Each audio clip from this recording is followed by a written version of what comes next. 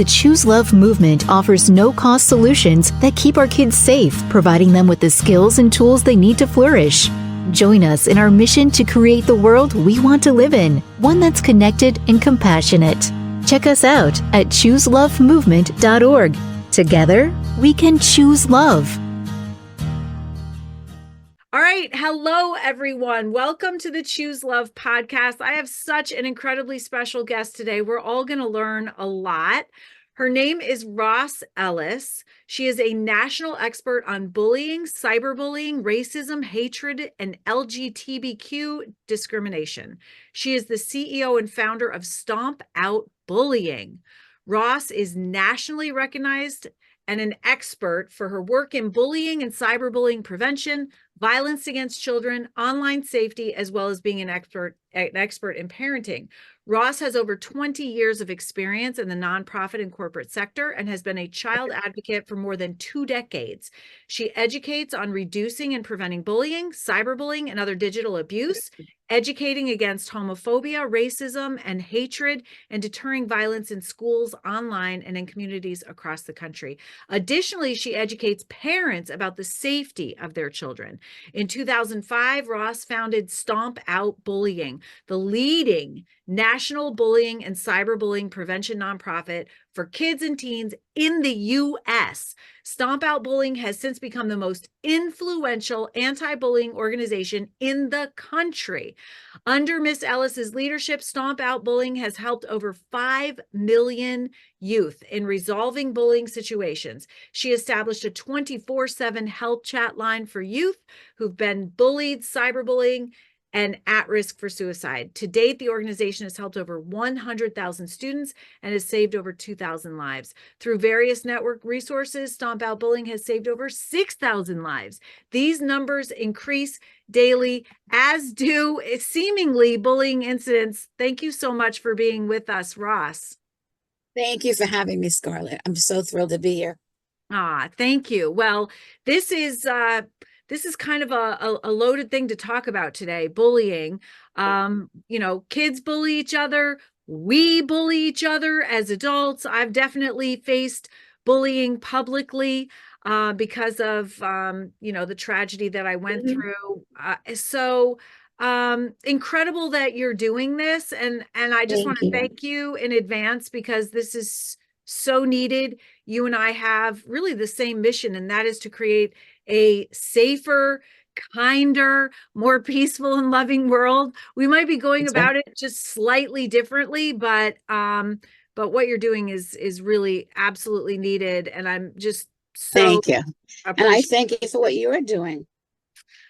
Yeah, thank you. Thank you. Yeah, I mean, I like to say that, I don't like to say it, but I say that Jesse was murdered in one of the most horrific cases of bullying. I consider what happened to Jesse, kind of over the top bullying, having a former student come back to his elementary school and perpetrate such a heinous crime, which, we see seemingly more and more of. It's kind of become I can't even say new normal anymore. You've been doing this over 2 decades. I've been doing this over a decade. And when I started, I was saying, this can't be our new normal. And today I can't say new normal because it is just kind of what it is. But you've been in it longer than me. What are your thoughts about where we are today? It's a contagion behavior. Contagion? Totally. Every shooting, every school shooting, it's copycat. And of course, we're dealing with mental illness issues. And did the parent of the young man that was at Sandy Hook, did they notice that he had mental health issues? No. Parents don't notice. She did. It was a single mom. She tried to get her son help and wasn't able to, the school wasn't helpful. She never really found the right mental health professional for her son. And, she struggled. I really do think she did the best she could with the skills and tools she had, but obviously it wasn't enough. Maybe so, but parents don't realize. We got an email today that from a woman, her son was being bullied, and she took him out of school because he threatened with a gun. Well, I said to Stephanie in the office, I said, answer her back right away and tell her she's got to go to the police. Don't pussyfoot around, because her son may be safe now. Maybe. We don't know that this kid doesn't know where they live, and he could go to the school. So everybody needs to, it does take a village. Everyone needs to get involved and make sure that this kid is getting help, and that he won't hurt anyone. It breaks my heart to have to say that to a parent, but parents do need to worry. They really do. It's kind of their job, and it's their responsibility, the safety, health, and well-being of children. And Ross, when I was a parent, I was a single parent of two boys. I understood my responsibilities as taking care of them while they were in my care. I was responsible, for doing the parenting things, providing for them financially, feeding them, bathing them, playing with them, loving them. And then my thought was, when they went to school, the school was responsible during that time when I was at work. And then the responsibility shifted.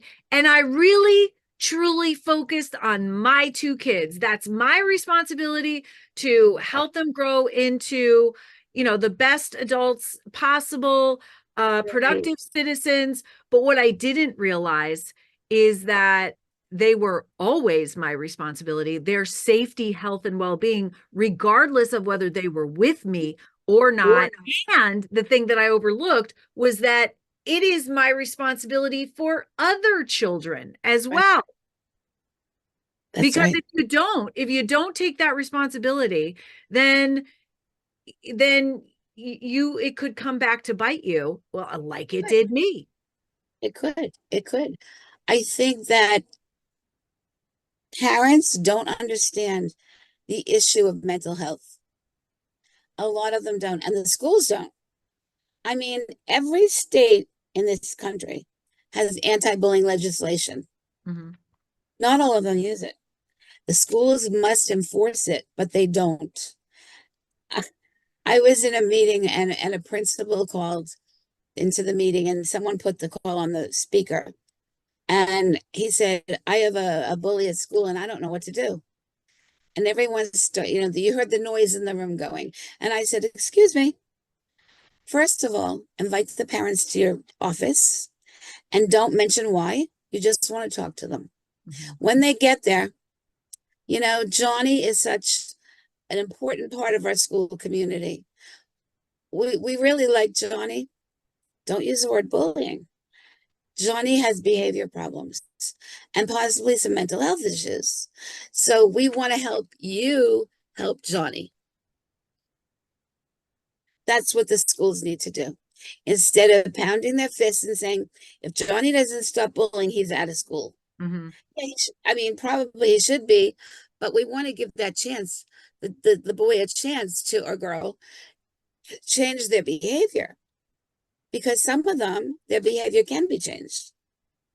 And a lot of it starts with, I know, I've seen it. So many schools do not teach empathy. Mm-hmm. They don't teach kindness. Empathy is so critically important. If something happens, you want a child to feel bad for the other child and go and help them. Don't stand around with your video camera taking pictures and putting it on YouTube. And empathy can be taught, I might add. Yes.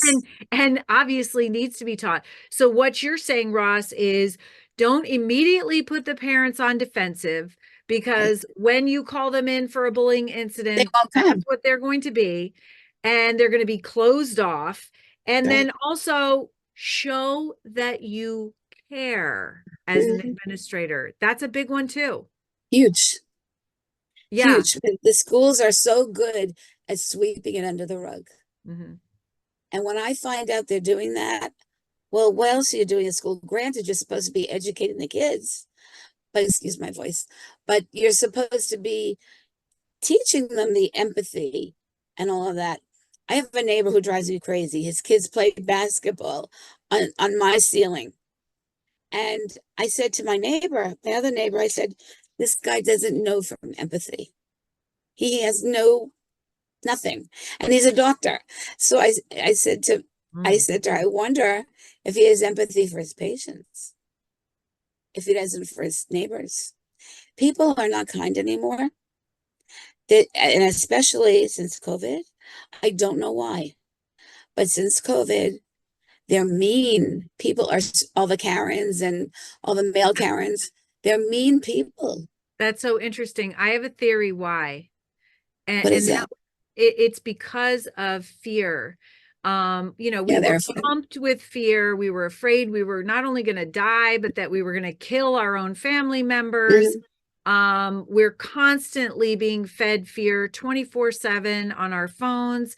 And it's so interesting when you look at the neuroscience of fear. It is literally like putting blinders on yourself. It's physically and figuratively putting Mhm. blinders on yourself so you can only focus on what's straight ahead of you, and you are coming from your fear center in your brain. You're defensive, you're in survival mode. And when you're in survival mode, you're not entirely you don't entirely have access to your prefrontal cortex, where logic and reasoning reside, where the brake on your instinctual reactions is, your executive functioning. So, in other words, if you're thrown into a situation, you're not going to be thoughtfully responding with love, which is what the Choose Love movement tries to teach, but you're going to be reacting out of fear. And, Right, but how long can you live with fear? How long? The rest of your life? people do, right? Not good. It's not good. It's not good. We need to teach them how to thoughtfully respond with love, to slow down, to be in the present moment and realize that right now Mhm. they're safe. And this is all social and emotional intelligence that are learned skills and tools. We're not born with them. We have to be taught them. And there are a lot of adults running around out there without them. And when I say that, though, I raise up my hand, Ross, because when Jesse was murdered, I was 44 years old. He wrote that nurturing, healing, love message on our family's kitchen chalkboard. I literally took that message and went to a doctoral professor. I said, how do I enhance this in schools? Because obviously we need to. And he said, Right, it's right, called social emotional learning. So I right. went to, Phil is fabulous. yeah, I went to the director of curriculum in the Sandy Hook school system. And I said, um, have you ever heard of this thing called social emotional learning? And she said, of course. And I said, well, what happened? And she said, well, it never got out of the box because we didn't have enough money. But I realized when I went home that day, realizing that every child needs to learn these essential life skills of Absolutely. kindness, that it would have saved my son's life. And when I start looking into it, I realized I didn't have these skills and tools to give my son. I didn't Right. learn them at home. I didn't learn them at school. I didn't learn them in a lifetime of working. So I got to be an adult, 44 years old, with two boys, single mom, not much relationship skills, honestly, not much emotional management, and I couldn't give what I didn't have. And so, I've delved into it. I've learned these skills and tools as an adult. My life is better. I know that it can reduce and prevent so much of the suffering that's out there. That's That's actually right. what the Choose Love movement advocates for, kind of a proactive, preventative approach, giving Hmm. kids skills and tools they need to manage the grievance before it escalates into an attack, into substance Exactly. abuse, into mental health issues. And you do you thankfully are on the other end, like, so there is a problem now. You have somebody that is in pain and Mhm. taking it out on someone else, and what do you do? Well, that's it. You try to teach them kindness, empathy. Parents should be teaching it, schools should be teaching it. It's so important.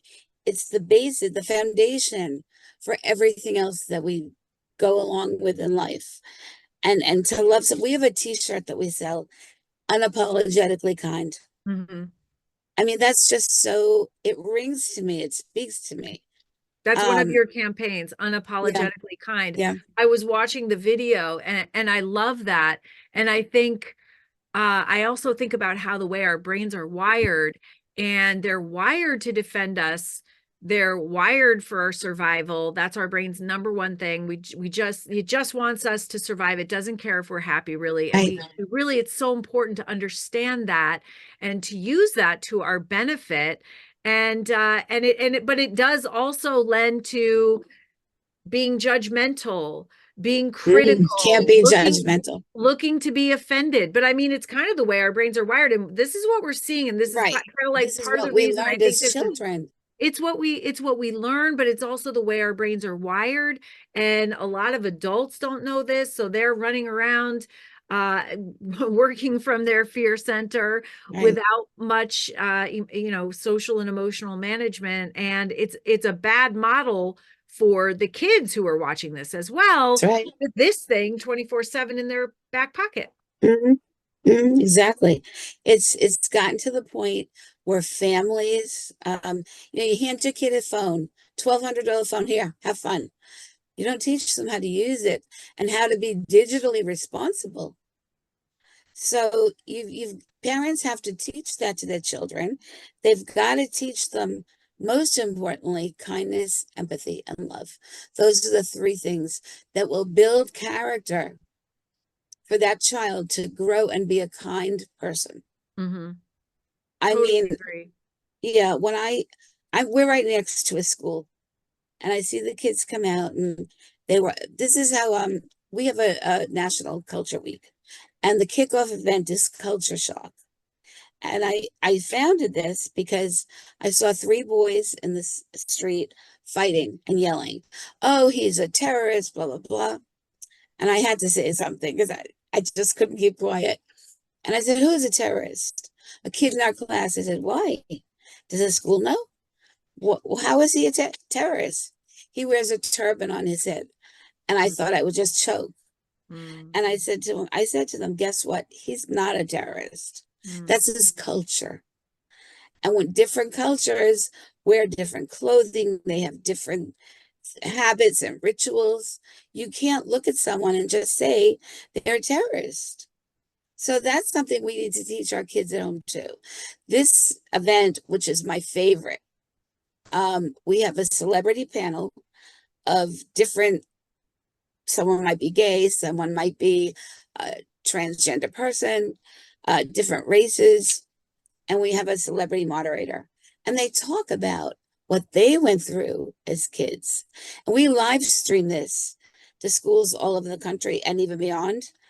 And ABC here in New York live streams it to their top 8 markets. That's And it's awesome. so great because, yeah, people are learning, Mm. because you just can't look at someone. How can you say they're a terrorist? Mm-hmm. Have feeling for that person and learn what their culture is. Learn who they are. Mm-hmm. Maybe you'll invite them to have lunch with you in the cafeteria. Mm. But kids don't think that way, and we need to teach them.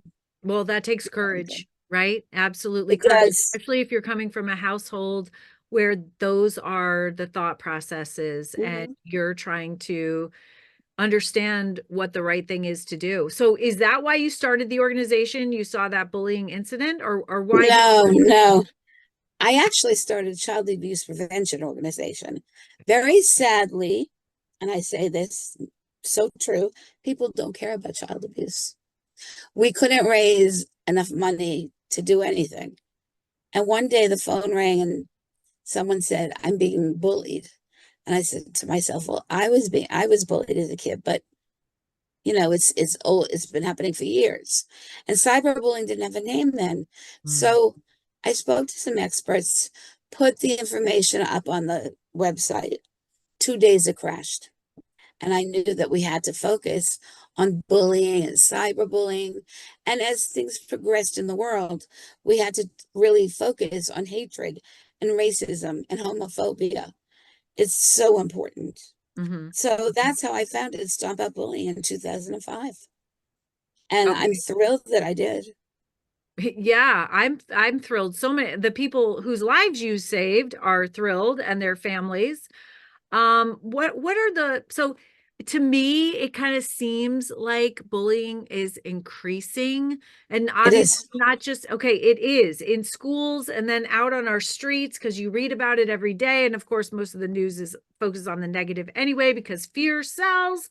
But Right. so we I guess we talked about why it's increasing, but it is increasing because sometimes, I do this research on the internet and I get kind of conflicting messages and Mhm. percentages. And sometimes it looks like amazingly it's going down, but it just doesn't make common Don't sense. believe everything you read on the internet.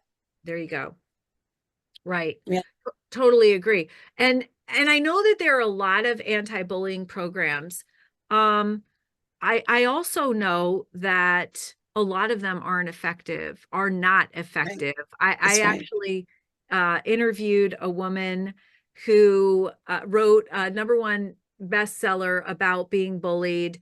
And she said the days that her school taught the anti-bullying programs were the worst days for her because they would literally teach the bullies techniques and Right. then she knew that they were going to turn around and use them on her, and they did. Like they would learn, oh, some bullies shove people in lockers, and that's what they did to her that day. And Hmm. so so I know there are tons of anti-bullying programs, and you don't use, or I didn't see on your website, and even the name is Stomp Out Bullying instead of like anti-bullying, like this double Right. negative. And Right. so why do you think that they don't work, and what is the difference in what you do? Started going to schools and talking to schools, and the only schools we now go to are with the Jets because it's the only one we're partner with the New York Jets. That's the only time the kids will pay attention if there's a New York Jets standing there. And That's I'm awesome. thrilled because it is an organization that has so much heart. I just love them to death. I said I wish I could be a New York Jet. But other than that, we don't go to schools anymore. Why? Because the kids are on their phones, they sit and giggle and laugh, and it's wasted energy. They don't Interesting. listen. They Wow. don't hear it. It's a band-aid. It's a 1 or 2 hour band-aid that you go to the school and you do your whole spiel, and then the next day they're back to bullying. It's just a band-aid. So instead, we decided to do campaigns like National Culture Week, Mm. like um, Blue Shirt Day, where you can participate. The kids, they want to feel good about doing something, so they'll all wear blue shirts, and they'll make the day that bullying is heard around the world. We have a great campaign called See Me. Different kids from different backgrounds, and they have a hand over one eye, and they say, "See me," and you look, and there's a kid from another race saying, "I'm going to be uh, the president of the United States." Someone else says, "I'm going to be a fashion designer," and everyone's going to know who I am. Mm. And they talk about their different goals, because people look at them and think they can't do that. Well, why not? Hmm. Why can't they? Hmm. So we have that campaign. We want to empower them, and empowerment is so important, Hmm. but give them again, the compassion, the kindness, the love. They need to understand that what anyone can be anything they want to be. And if someone says you can't be, well, I don't believe it. I really do not believe it. If you have a goal and you work hard, there was a boy who just got accepted. I think he was like 14 years old, and he got accepted to 27 colleges. Wow. 27. And he's going to be a doctor. He wants to be a doctor. Uh, And I started crying. I said, good for him. yeah. That's wonderful.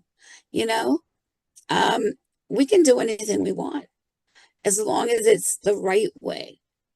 But if we take it the wrong way and take it like, go and say, you and I could go to a school and we could talk. It's a band-aid.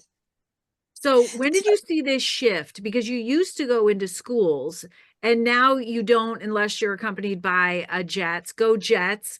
Really incredible organization. But when did you see that shift? I saw it maybe about 2010, 18. Okay, so did it align with COVID? Not really. I Okay, mean, so a little bit we before? did, but we had to, what we had to do is teach them how to act online, because a lot of them would sign on to school, leave, and then Mm, come back when school was over. right, Mom and dad were working, right, and so, well, they didn't care. right. Teachers told us, we're lucky if we have half the class there. And a lot of That's kids haven't come back. Millions right. haven't even come Yeah, back. yeah, today's a snow day, and they're supposed to, here in New York, they're supposed to be online. I Hmm. don't think so. Right, I right, doubt it. right. So you But think that anti-bullying programs today don't work because the kids don't take it seriously and they're not really listening? Is that why they you feel don't. like they don't work? They don't listen. First of all, the word bully is used so overused. Yeah. It is. I went to a dentist and he wanted to do something, and I said, "No, I don't really want that." He called me a bully, and What? I, because I wrote him a nice email saying, I appreciate the time you gave me. I really don't want to go the route you're taking, but I thank you for your time, blah, blah, blah, blah, blah. So he ends up, you're not my kind of patient. You're a bully. And I couldn't help but get hysterical laughing. Yeah, wrong person, buddy. Right. Right. So, but adults are notorious for calling every single person a bully. Yeah. And it, it's a term we should never use anymore.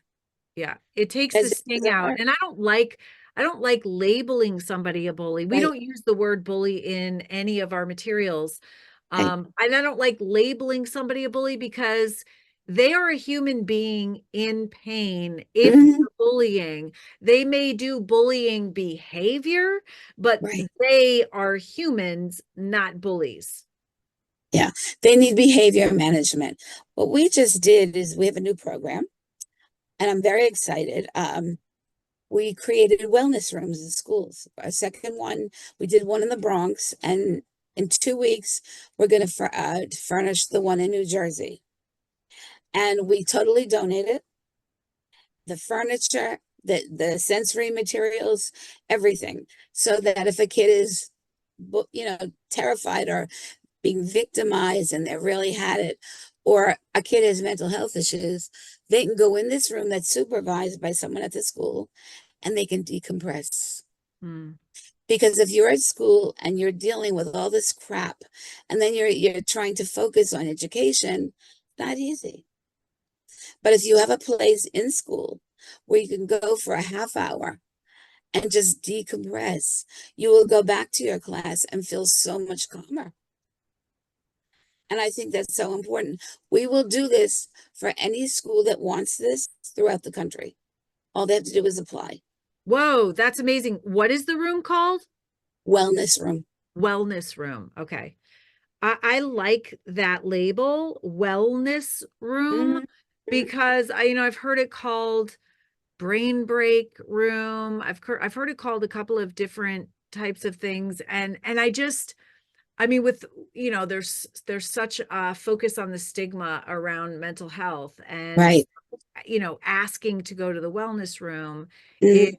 different than, basically announcing to your class that Right. you need a break, right? Yeah. Totally. Totally. Yeah. And from the first school that we did this for, they say it's working and they love it.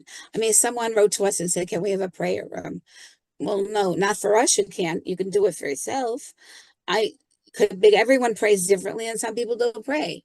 Hmm. So I want to help the kids that are hurting Hmm. and give them that time to decompress. Hmm.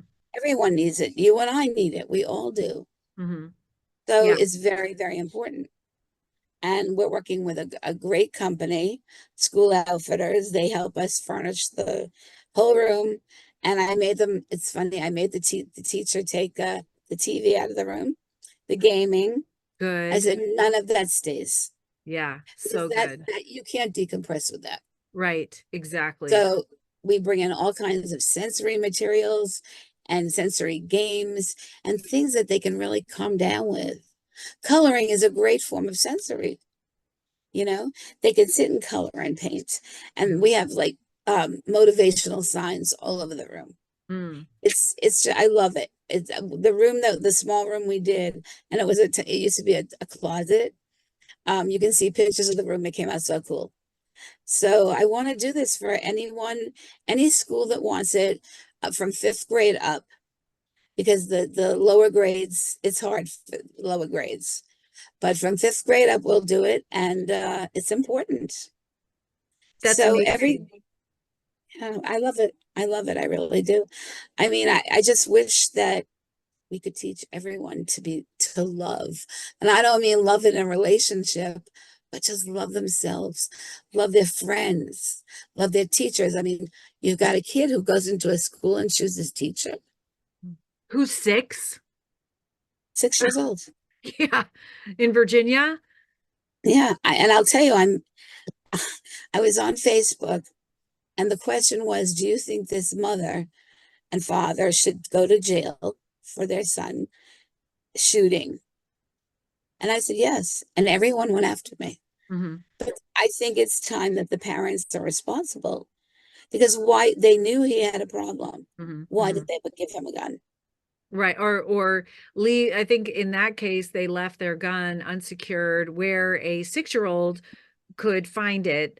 They said, it was way up there, but don't think, your kids are listening to everything that you say. They know everything that's going on, and they know every place that you've put your stuff. And so you as parents are responsible.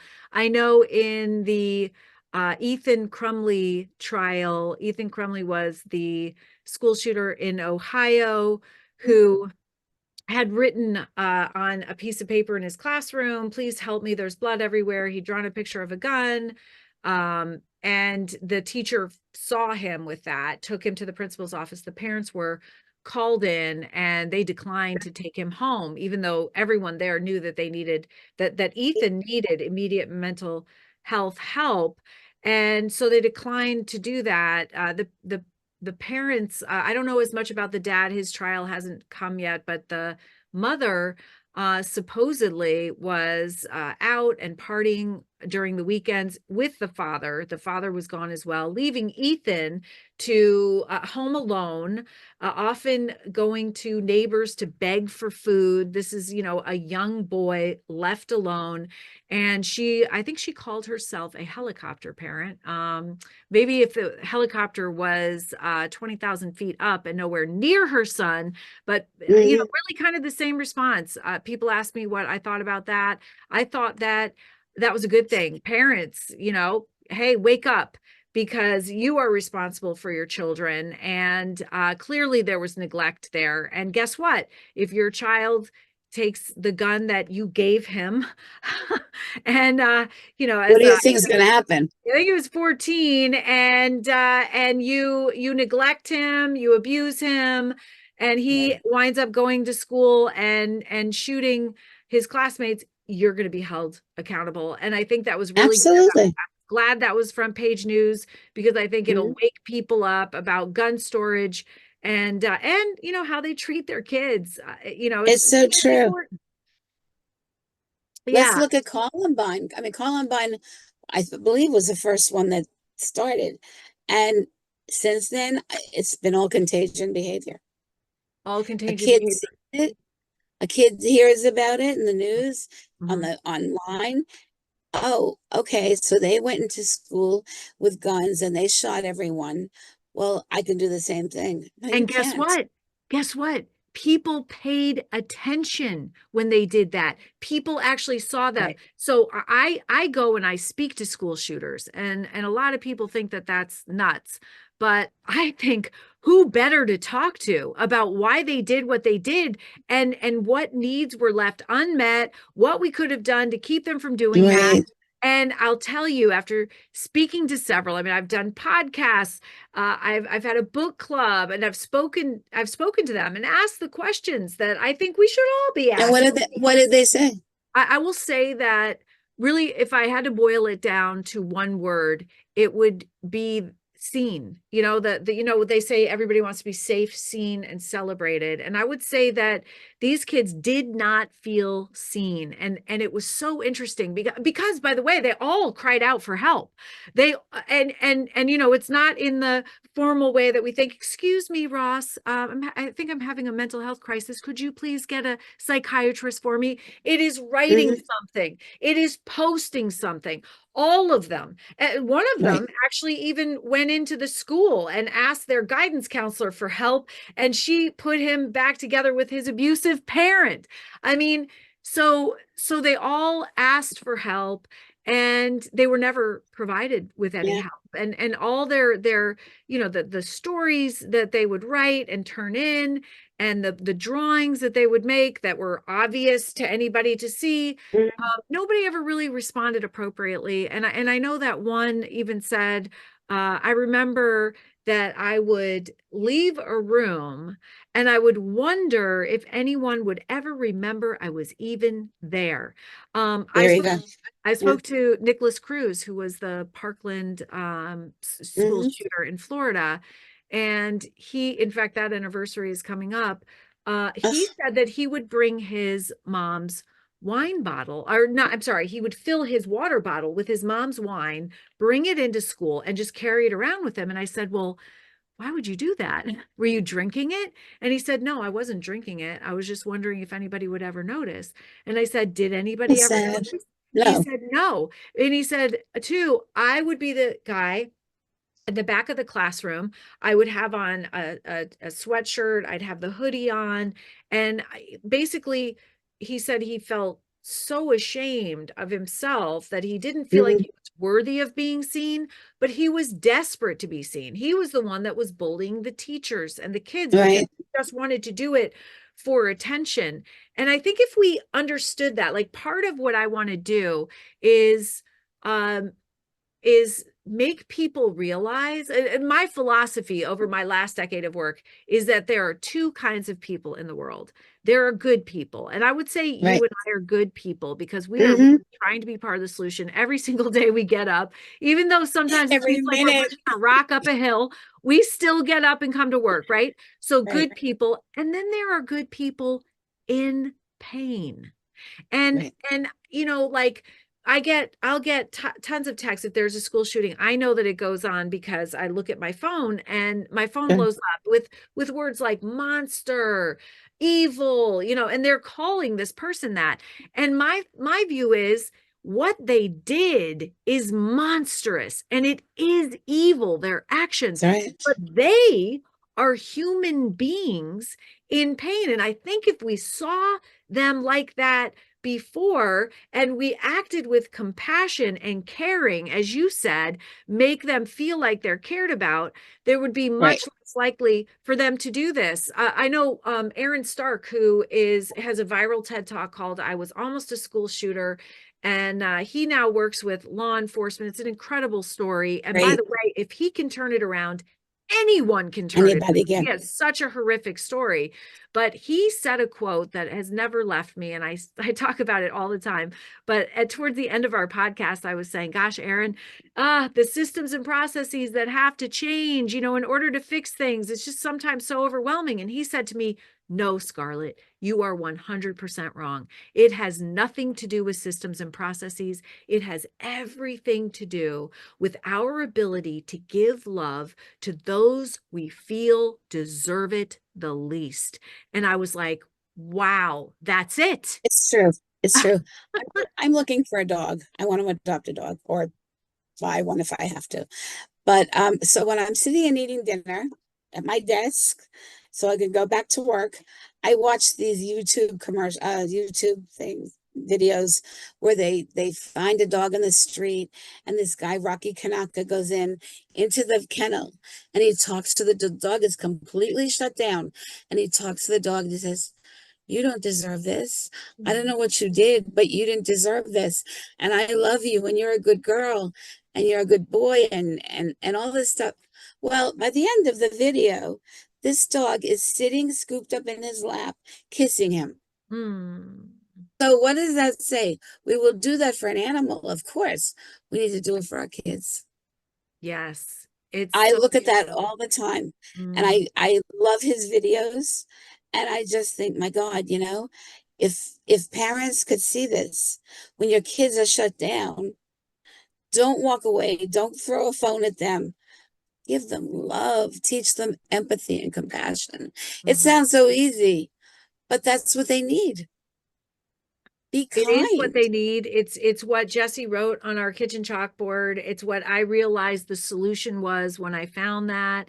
We need more love. That's why I named Mhm. the organization Choose Love, because it is a choice if you know Right. how to do it. But still, out there we have a lot of bullying. So I wanted to ask you a question that I've received when I'm out and about, because I too work in schools. And I've had a couple of times, we do kind of simulations, and we have this choice moment where if somebody does something that hurts you, you Mhm. pause in the choice moment in between what's happening and your response. You have two choices. You can react out of habit or memory, or you can thoughtfully respond using this formula that we have, which is courage. Obviously, it takes courage to pause anyway, especially Yes. when somebody's not being kind to you. Then the formula is gratitude, forgiveness, compassion in action. So you get curious when you pause. Somebody said something that's not kind, you pause and you get curious about what their point of pain might be. And you may not know, but what you Right. do know is that if someone's not being kind, they don't feel good on some Mhm. level, Mhm. because people that feel good are kind. It's easy to smile. You are feel, more self-confident and have higher self-esteem. If you are not kind, you are not feeling good. So even if you don't know what their exact point of pain is, you know that they're not feeling good, which then you can choose, because you've given, by the way, your fear center is 4 times faster Mhm. than your prefrontal cortex. You've given Right. your prefrontal cortex a little bit of time to come online, which then you can choose maybe to forgive, knowing that they're coming from a point of pain, and maybe even compassion, like, hey, what happened? What can I do for you? This isn't normally how you show up, or something Right. like that. But so in my talks with kids, I'll have hands go up and say, well, what if you tried that and it doesn't work? And I say, well, then you walk away, or, you tell a trusted adult. What if you did that and it didn't work? And then, what do you say to somebody who is tried, that has some social and emotional intelligence, some awareness? They've tried, Right. they're still in this situation, and it's really hard for them. It gets harder. They feel weaker because everything they try doesn't work. What do you say to those people? I mean, we have comebacks, and they Yeah. work. I swear to God, they work. If someone says to you, I hate that jacket you're wearing, or it's ugly, or you have ugly sneakers, or whatever, you look at them and go, so, and walk away. Do not have a conversation. Or, gee, that's all you could think about today, my sneakers? Walk away. Don't have a conversation.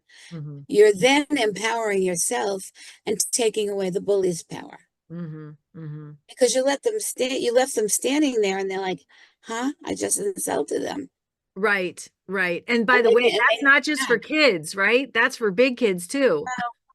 Yeah, adults, I'm afraid, on our Facebook page, we have adults that, oh my God, I was bullied as a kid. My life will never be the same. Kids, if you're listening, and I don't want that message going to kids. No. I want kids to know that it will get better. Yes. One day it will get better. Maybe not today or tomorrow, but to give a kid a message saying it's never going to get better, no, I don't accept that. Well, no way. And It takes away hope. That is not good. right, right. So I've given our social media person permission that whenever she sees that, delete. And that's from adults. Hmm. Adults, for some reason, adults can't let go. I was bullied in the workplace one time, and I wasn't sure how to handle it. But then I said to myself, okay, if I say something, she's just going to continue. If I say something, it's going to get worse. If I quit, even though I need a job, And some people can't quit. They just can't do it. But I said, if I quit, even though I need a job, at least this will be out of my life. And I did quit. And it was the best thing I ever did because look where it brought me. Mm. So it's, and I won't tell everyone to quit because some people can't afford to do that. But it's so important. Never let them see you sweat. Mm-hmm. The more you let them see you sweat, the more they're going to attack you. The more power you give them over you. Right. That's right. Yeah. So is there a difference between childhood bullying and adult bullying? Adults don't know how to handle it. Kids handle it much better. Is When we that teach them, interesting? yeah, when we teach them the comebacks and what to do, it works. But when you tell an adult that, oh no, I can't do that. My boss will fire me or something. Well, if your boss is going to fire you, do you really have a great job? Is he a great boss? It makes no sense. They just go on and on. And instead, I'd rather see them get into therapy if they can't handle it. Yeah, isn't that, it I mean, seems like kids are more resilient at times than adults. they are. They are. Yeah. Totally. And it just, that's why, and even very young kids can't understand it. That's why we only work with kids 13 and up. Oh, Yeah. okay. Sometimes we'll take it, we'll start at 11, depending if on the maturity of the kid. But when a kid is online and they have someone sending them a negative message, I'm sorry, there are 7-year-olds on Facebook. I know. What 7-year-old has the maturity to understand that negative post and how to handle it? They don't know how to handle it. So it's really important. All these Facebook, all of these sites, you have to be 13 and older. You really should be 18 the age, I think. Well, that's what But the founders of all of those sites and everything, they don't let their kids go on until they're 18, right, which tells you right, something, right? Because they right. know. Yeah, Yeah. and that's how you've had to pivot. So within the last 20 years, the online bullying has proliferated, is Mhm. new thing that is 24/7. And so you've probably had to adjust pretty dramatically in order to deal with that in your organization. Yeah. I mean, there are kids that take their phones to bed. Now, I don't know, if I had a kid, the phone would not go to bed with them at all. And when, we always tell kids, and when we talk to them, we have a help chat crisis line. And because of the COPA laws, they have to be 13 minimum to go and talk to our volunteer counselors so they can get help there. But if someone's bullying you online, don't respond. Don't give them that power. Yeah. Don't answer it, delete it, and then block them. We created National Block It Out Day every November 14th. We tell kids, block them out, delete them, but pay it forward. Tell your parents, tell your friends, everyone you know to do the same thing. We reached 4 million people last year. Amazing. We want to help this coming year. Get that Oh, message we'd love out. it. We'd love it. Yeah. I'm so excited that kids are listening because it's so important. Why, react to a negative message. So then you really get into trouble because you've lost your power. You're going home and you're not doing your homework. You're not seeing your friends. You're not doing what you would normally do. But if you get rid of them, block them, don't answer, no matter what they say, don't answer. It could be the worst thing in the world.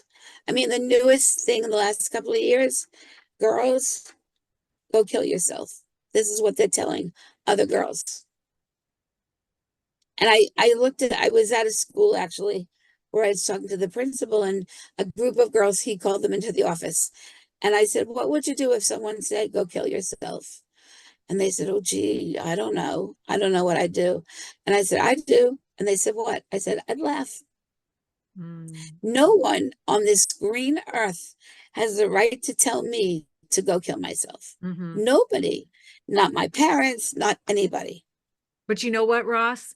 In order to be able to laugh, you have to feel good enough about yourself. You have to have some Right. level of self-esteem. And there's a statistic out there. I don't have a citation for it, but it says 85% of Americans lack self-esteem. And that would be the self-esteem to hear something like that and not take it personally. I could never take that personally because these people don't know me. Right. How do they know if I'm struggling with something and then maybe I'm going to go home and I'm really going to think about killing myself? There's a Right. girl in Florida who she listened to the girls and she jumped off a building. Ugh. 13 years old, I think she was. Um, you know, you may be suffering from something, maybe you're not. Either way, no one has the right to say that to you. Right. For No sure. one For has the sure. right to be mean. I mean, if you look at that girl, the woman in Central Park, who this guy was bird watching, and he wanted her dog to get out. Go walk your dog somewhere else, and she wouldn't. She called the police. This black man is harassing me. This is what she said. She lied. Well, she lost her job. And the stupidity. How could you do that? Have a conversation with the man about putting your dog on a leash and taking your dog away from the bird watching area. Right. But to call the police Right. and say that, that's unbelievable. Yeah, it's just escalation.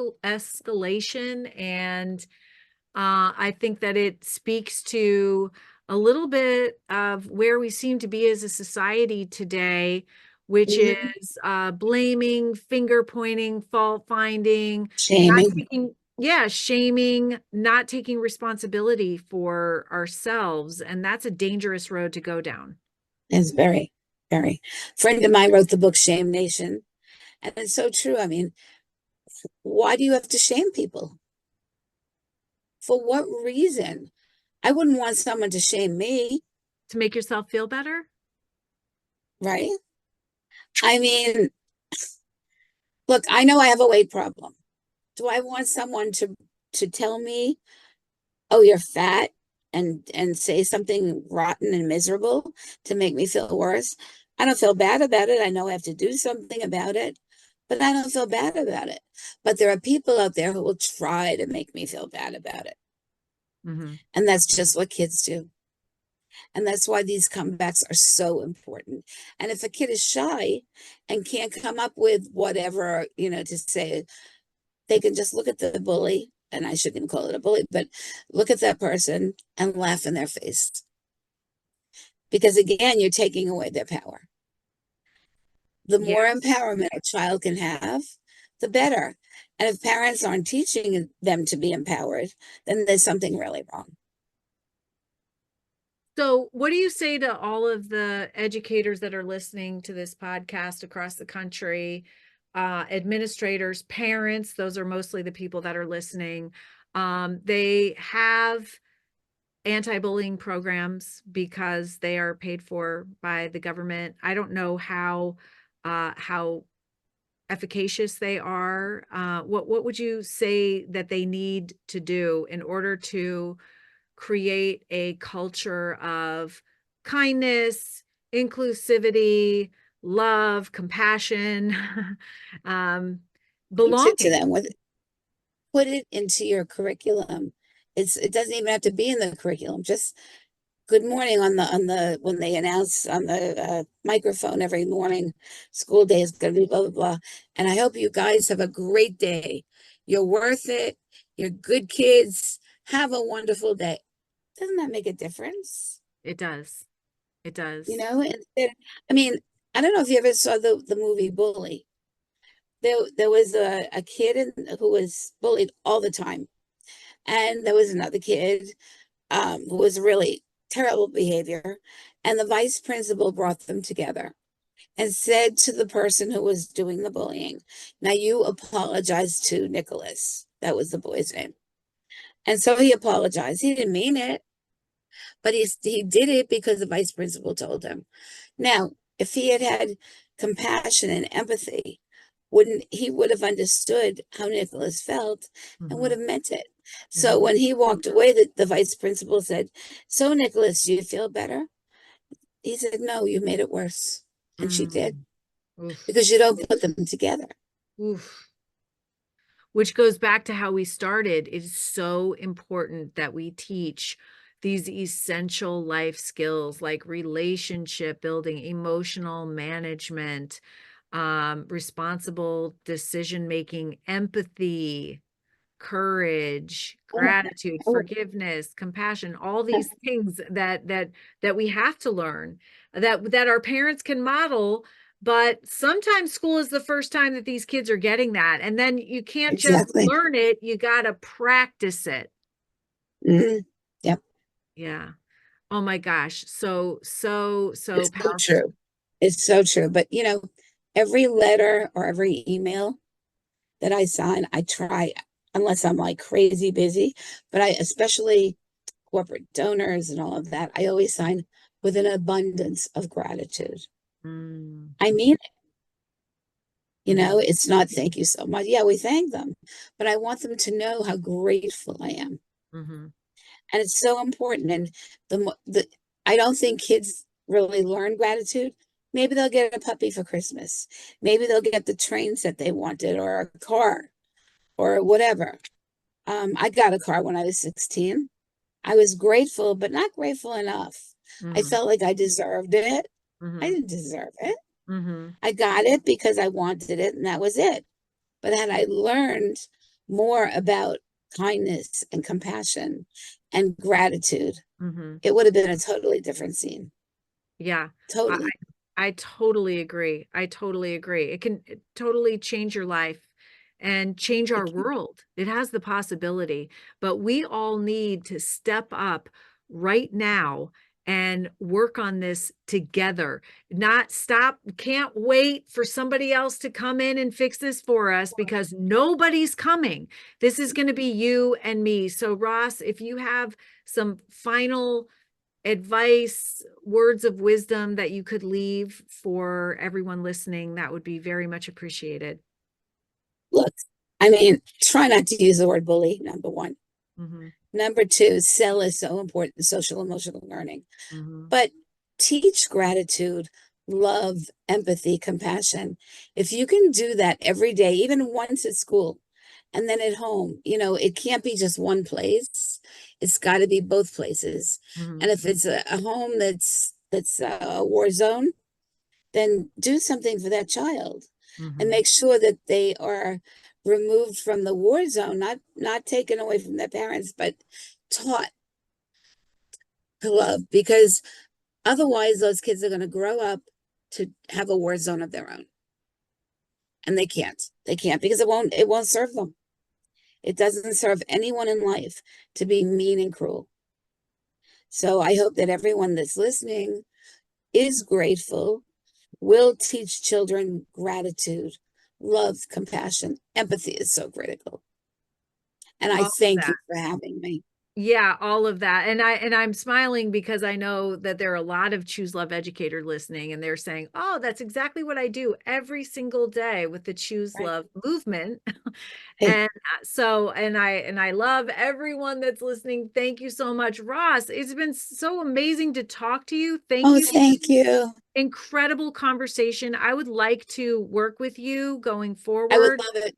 I would love it. So let's partner on some things so we can get more awareness and more people involved and more people stomping out bullying and choosing love. Choosing love. Awesome. Thank you for having me. Thanks, Ross. Hey, oh, it's all part of us. We can all choose love. It'll lift you up if you let it in. Let the healing